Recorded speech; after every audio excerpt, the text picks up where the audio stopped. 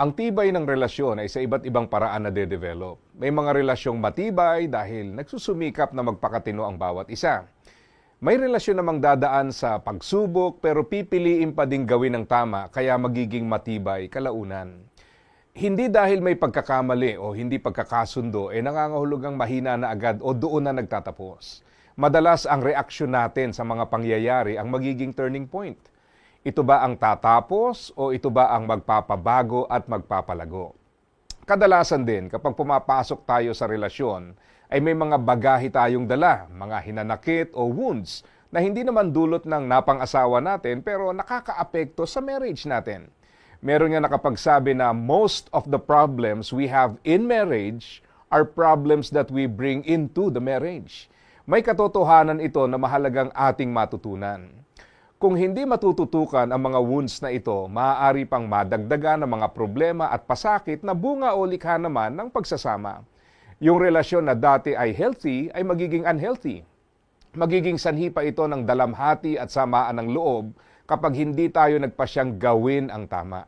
Isipin mo na parang katawan natin ang marriage. Magkakasugat ka at kung ang sugat ay hindi gagaling at madadagdagan pa, siguradong habang tumatagal, lalong lumalala ang epekto sa pagsasama.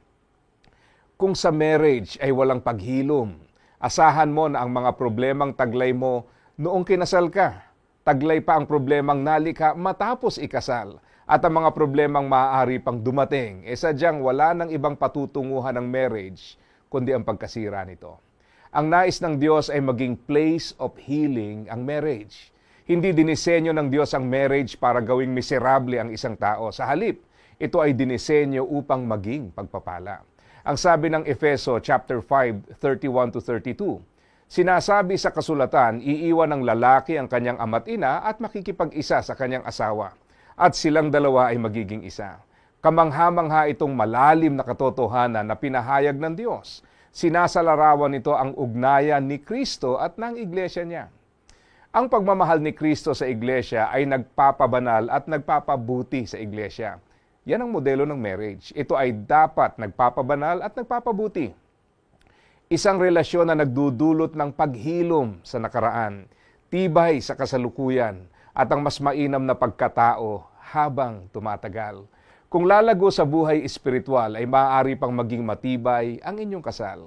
May pag-asa pa sa pagbabago kahit na dumaraan sa karanasan ng pagkabigo. Kaya, asa ka pa.